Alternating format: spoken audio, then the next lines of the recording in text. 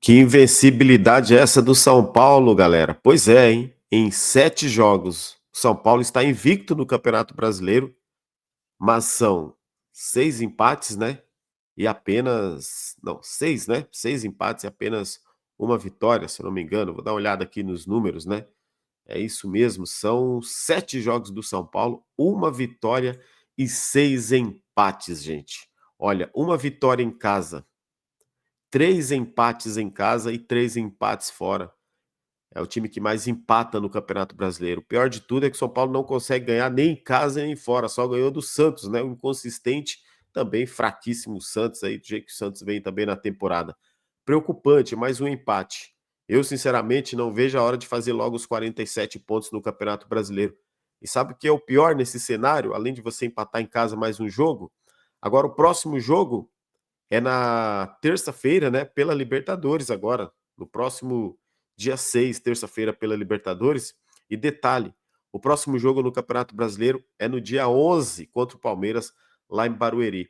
O São Paulo que aparece ali em oitavo até o momento, mas amanhã jogam pelo menos 8, 9 times que podem ultrapassar o São Paulo. O São Paulo que estava em décimo, com esse pontinho aí, ganhou um pontinho, ficou ali à frente, mas amanhã tem que esperar muitos times jogar. O São Paulo pode até terminar na zona do rebaixamento, dependendo, logicamente, ali de uma combinação de resultados. É bem verdade que, se não se cuidar contra o Palmeiras, né, se não jogar bola contra o Palmeiras e não vencer o rival na casa dele, o São Paulo pode sim aparecer ali na zona do rebaixamento. Galera, vamos comentar aqui, fazer um pouco a análise aqui sobre esse jogo. Gostaria que vocês comentassem aí também o que vocês acharam do jogo. Deixa aquele like, fortalece aí, dá aquela moral de sempre. Já pedindo para vocês, deixa o like, compartilha, ativa o sininho das notificações, se inscreve aqui no canal Big Tricolor. Se aparecer para você lá quando você deixar o like, se aparecer o botão de hypar, não é para todo mundo que aparece, tá, galera? Para alguns aparece. Aí dá aquela moral, hype o vídeo também, no modo gratuito. Se pedir para cobrar ali, tem o modo gratuito. Aí você aperta lá, hypar o vídeo, não vai pagar nada, dá essa moral aqui pra gente. Valeu, tamo junto, vamos São Paulo. Vamos começar aqui, então, essa nossa análise aqui nesse pós-jogo. Gente, horrível, horrível o resultado, sofrível o jogo. Mais um jogo ruim do São Paulo, na minha opinião. Pelo menos o jogo que eu assisti, tá, gente? Olha, eu vou falar a verdade para vocês. E faltou tranquilidade para o Lucas Ferreira matar o jogo, fazer o gol da vitória do São Paulo ainda no primeiro tempo. Ele saiu na cara do gol, né? Uma bela bola ali do André Silva, inclusive. O André não foi tão bem no jogo, mas o André deu 2 assistências. Olha só, os 2 jogadores de velocidade poderiam ter decidido o jogo. Por quê? O André deu um passe em profundidade, um belíssimo passe para o Ferreirão, saiu na cara do gol, ele chutou, o goleiro fez a defesa. Ele bateu no canto do goleiro, o goleiro fez a defesa, o Ferreirão perdeu o gol. Assim, a gente elogia, obviamente, aqui não estamos criticando o Ferreirão, ok, galera? Estamos comentando aqui que ele perdeu o gol, poderia ter feito o gol, saído para a galera ali, opa, seria o São Paulo na frente 1-0. Aí mesma coisa, o André Silva já no segundo tempo faz a parede, ali mais ou menos aos 15, 17 por aí do segundo tempo, faz a parede e toca em velocidade. Ferreirinha, de novo, sai na cara do gol. Ferreirinha, para mim, errou 2 vezes, galera. Ele deveria ter chutado, tinha o cantão aberto do lado direito, ele quis driblar o goleiro, aí o goleiro fez pênalti, e aí o próprio Ferreirinha pegou a bola e bateu o pênalti, e errou, atrasou para o goleiro, né? Então hoje os 2 Ferreiras que vinham sendo protagonistas, vinham jogando os 2 melhores, né, ultimamente aí no ataque, hoje foram os 2 que tiveram a bola do jogo e não conseguiram decidir o jogo. O Ferreirinha, assim, eu gosto do Ferreirinha, é rápido pelo lado esquerdo, eu só tenho uma crítica com o Ferreirinha. Tem hora que ele é muito fominha, tem hora que é para ele tocar a bola, né? Tinha uma hora que o André tava entrando, tinha uma hora no jogo, no primeiro tempo, o André descendo, o Ferreirão descendo, os caras desesperados pedir a bola. Aí ele quer dar aquele joguinho de segurada, uma driblada, dar uma canetinha, acabou perdendo a bola, né? O Ferreirinha vai muito bem, aquele quebra-linhas ali, naquele último terço, como falam ali do campo, ele é muito bom. Só que às vezes ele prende demais a bola, né, na minha opinião. Só que assim, e aí o São Paulo não conseguiu. Foi as 2 melhores chances que o São Paulo teve, galera. No primeiro tempo também o Fortaleza foi perigoso nos contra-ataques, inclusive. O Fortaleza teve, pelo menos no primeiro tempo, 3 contra-ataques que ele poderia ter matado a partida. Uma hora lá o Wendel se recuperou, né, e conseguiu tirar a bola lá do Breno Lopes, né, o Breno Lopes acabou chutando prensado ali, que acabou tendo um escanteio para o Fortaleza. No primeiro tempo, o São Paulo que dava muito espaços, né, muitos espaços para o Fortaleza. O São Paulo tocava, tentava criar, faltava o último passe, faltava a criação, o Fortaleza retomava a bola, saía em velocidade e também não conseguiu matar o jogo Fortaleza nos contra-ataques. O Matheus Alves, que a gente sempre pede, elogia, aquilo tudo, ó, o Matheus abre o olho, viu, Matheus Alves? As oportunidades que o Matheus Alves vem tendo, principalmente nos 2 últimos jogos que eu assisti dele, não foi bem. Eu acho que sentiu o Matheus Alves. Tomar cuidado aí, né, para que não comece a ter essa pressão e a torcida que vai no estádio e começa a sentir ali que precisa de algo mais, de repente o jogador não funciona. Então, tem que tomar também esse cuidado com o Matheus Alves. Por exemplo, o que o Zubeldia deve fazer? Ó, se ele usa o Matheus Alves num próximo jogo, por exemplo, o garoto não vai bem, tem que começar a preservar ele. Não vai fazer, por exemplo, o que os caras fizeram lá com o Nestor, o que fizeram com o Juan também. A gente sabe que o empresário que está por trás é muito forte, então tem que tomar cuidado. Às vezes o cara fica ali repetidas vezes jogando mal, a torcida começa a pegar no pé, depois vão dizer que é o torcedor que queima jogador. Então tem que saber exatamente o momento também de substituir o jogador.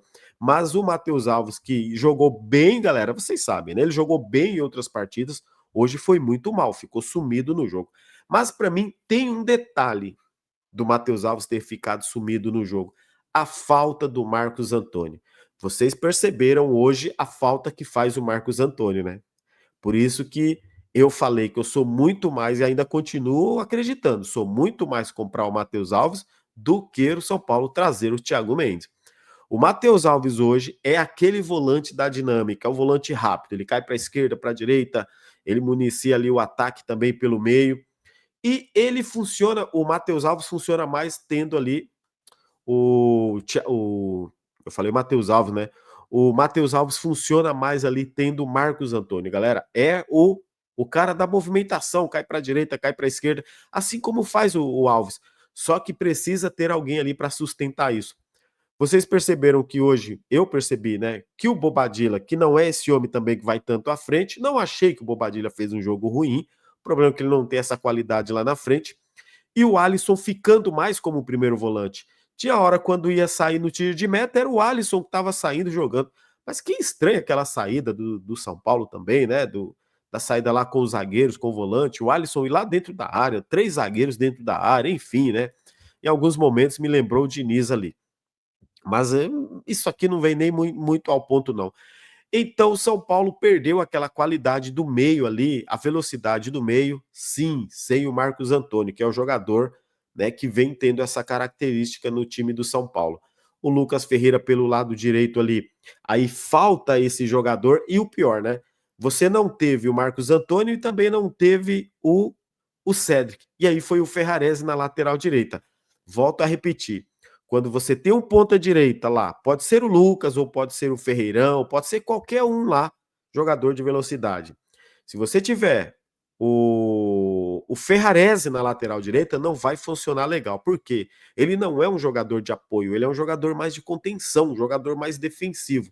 E a gente via que em determinados momentos faltava essa ferramenta, né, galera? Essa categoria, esse diferencial para o Ferrarese como lateral. Ele é bom como zagueiro. A gente pode ver que ele defensivamente foi muito bem. Agora, ofensivamente, falta essa qualidade no Ferrarese.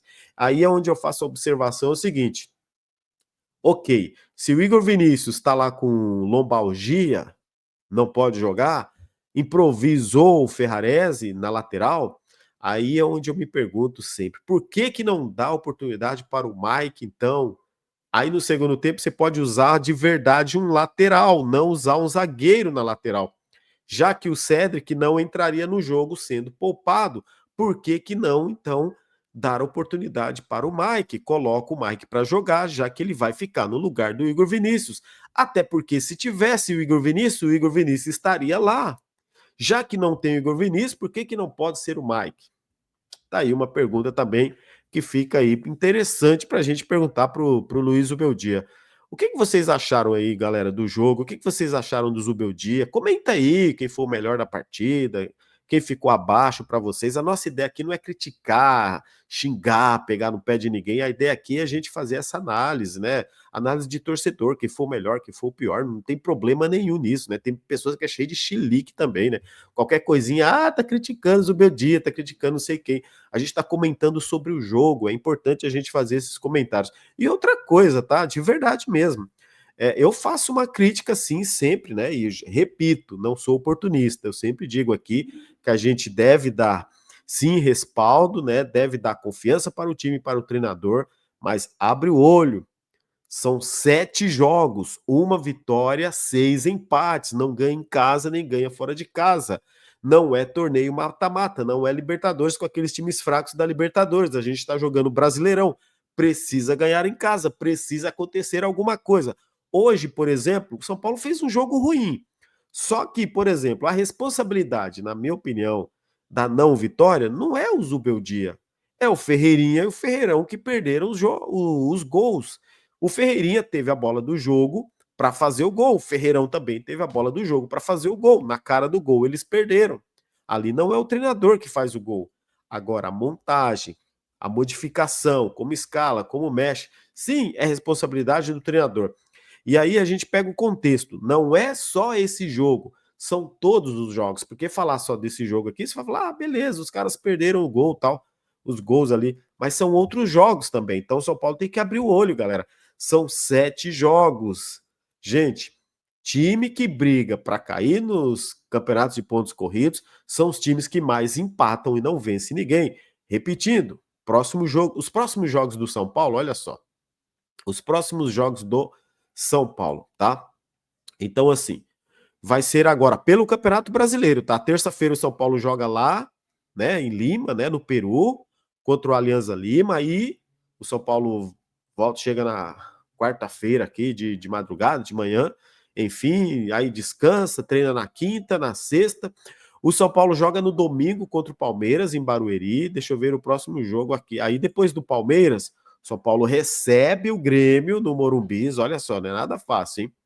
Depois do Grêmio, o São Paulo recebe o Mirassol. Aí o São Paulo vai ter 2 jogos em casa depois do Palmeiras. Grêmio em casa, Mirassol em casa.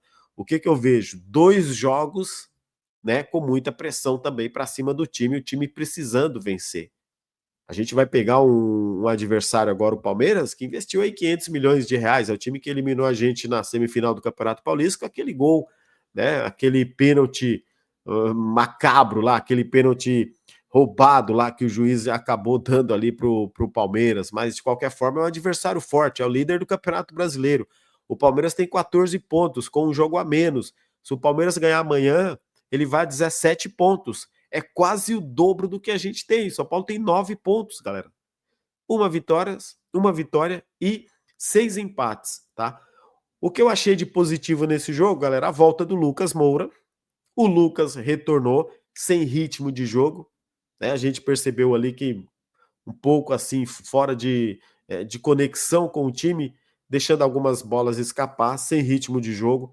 Eu acho que o Wendel conseguiu fazer um jogo um pouquinho melhor do que ele vinha fazendo, de verdade, o Wendel fez um joguinho melhor do que ele vinha fazendo. Fica pra gente que o Ferrarese é um jogador que não merece ser comprado pelo São Paulo.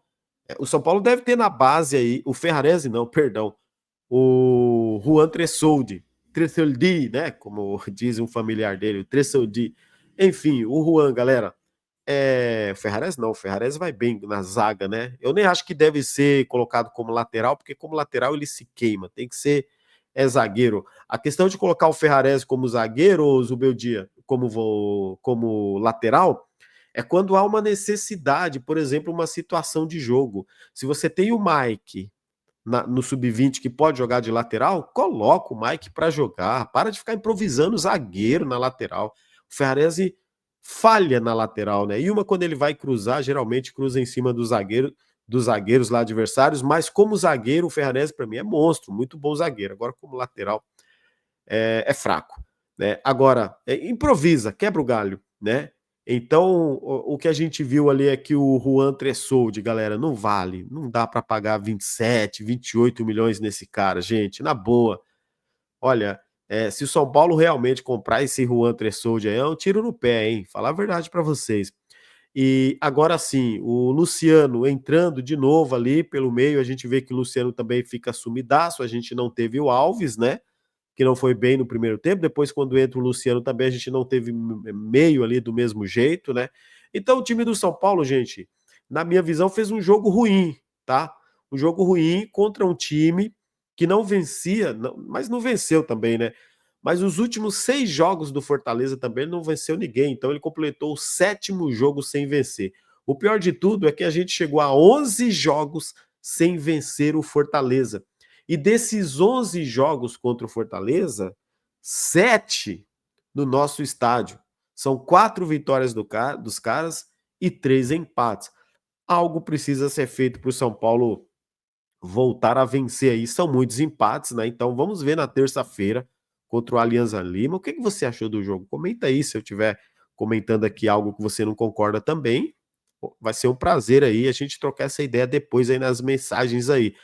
Mas eu não gostei do jogo, para mim é aquele jogo de entrega, ok, não falta entrega no time do São Paulo, não falta vontade, isso é claro, não falta vontade, não falta entrega, não falta empenho, tá, mas falta qualidade, né. E aí, eu sei que vai ter gente que vai dizer assim: "Ah, o elenco. Ah, mas é o elenco. Ah, mas o elenco é curto". Hoje o problema não foi elenco curto, galera. Não dá para reclamar disso hoje, tá, porque hoje entrou o Lucas, entrou o Luciano. O problema hoje foi que os jogadores tiveram a bola do jogo e não concluíram a gol. Eles não fizeram o gol. O problema hoje, inclusive no primeiro tempo, foi que a gente não teve meio-campo.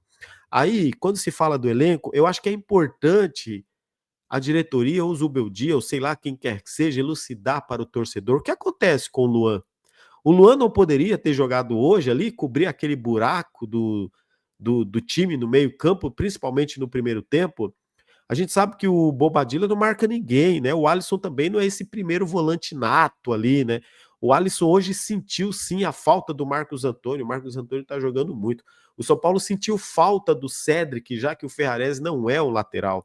O São Paulo sente falta do Enzo Dias, porque o Enzo Dias é mais jogador do que o Endo, pelo menos é o que está se provando até agora. Na zaga, ok. É assim, o Alan Franco ele sobra na zaga. O Juan Tressolja até rebateu bem ali o que tinha que rebater, mas falha também.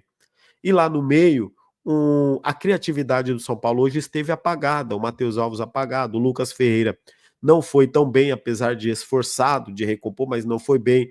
O Ferreirinha, para mim, foi bem no primeiro tempo, ele começa sempre muito bem, mas vai entrando para o segundo tempo, o Ferreirinha perde muita força física, perdeu o pênalti, atrasou, perdeu a bola do jogo. O André Silva, que muitas bolas, quando é para dominar também, ele mata de canela, a bola escapa, ele não consegue, né, dar prosseguimento na jogada, só que o André Silva deixou 2 vezes o Ferreirinha na cara do gol e o Ferreirão na cara do gol. Se saem esses 2 gols, o André Silva teria 2 assistências, consagrado, né, mas eles não consagraram ali o André Silva, então fica essa imagem negativa. Mas de positivo, galera, o que que fica? A gente vê que é um time que briga, mas falta a vitória para o São Paulo Futebol Clube. Infelizmente, falta a vitória. Eu, de verdade, eu tô querendo os 47 pontos, porque no Campeonato Brasileiro, cada partida que São Paulo joga, você vê que fica mais difícil São Paulo ganhar alguma coisa em brasileiro. Esse futebol que tá jogando aí, dificilmente a gente vai conseguir terminar entre os 6 esse ano, para que jogue uma Libertadores ano que vem. Então, se a diretoria está apostando na Copa do Brasil e na Libertadores, que seja então, né, se essa for a aposta da diretoria, mas não abra mão do Campeonato Brasileiro, já que no Campeonato Brasileiro a gente tem que fazer pelo menos 47 pontos. E aí tem aquele torcedor que fala assim: ah, mas tem time pior do que o São Paulo. Pois é, existem times piores do que o São Paulo, sim, só que o São Paulo não vem jogando nada, né? O São Paulo não está conseguindo vencer. Ah, tá invicto. São 7 jogos de invencibilidade no Campeonato Brasileiro, mas é uma vitória, 6 empates. Que invencibilidade é essa? São 11 jogos de invencibilidade do Zubeldia, mas são 4 vitórias, 7 empates. São muitos empates. São Paulo precisa vencer, galera. O que vocês acham? Comenta aí, deixa o seu like, ative o sininho das notificações, compartilha o vídeo, beleza? Nosso pós-jogo aqui, essa é a minha análise que eu faço do jogo, não tão técnica, né? Aqui é mais uma análise de torcedor. Amanhã a gente volta com outros pontos aí para a gente elucidar sobre para a gente falar sobre a coletiva do Zubeldia, né? Alguns jogadores ali também falando, né? A insatisfação, a torcida, que inclusive parte da torcida vaiou. A gente sabe que a torcedor comum que vai, a torcida organizada não vai, apoia ali o tempo todo. Então existe essa divisão aí, mas a realidade, galera, que inclusive ali no momento que a gente estava assistindo o jogo, colegas lá que foram ao estádio assistir o jogo comentando, né? Jogo fraco, sofrível, horrível, time não jogou nada, tal, né? Falta isso, falta aquilo. É tudo que a gente está vendo também pela TV, pelo monitor. São Paulo está devendo futebol, né? Então é assim, às vezes uma vitória apaga de repente 3 empates ruins. Só que aí, e se perder? Vai precisar talvez se reencontrar, né? Tá empatando? Ah, mas tá empatando. Mas olha, às vezes uma vitória é muito melhor do que 3 empates, não é? Pois é. Vamos vencer, São Paulo. Tá na hora, hein? Comenta aí, tamo junto, galera. Vamos, São Paulo, sempre. Forte abraço, fiquem com Deus. Até a próxima.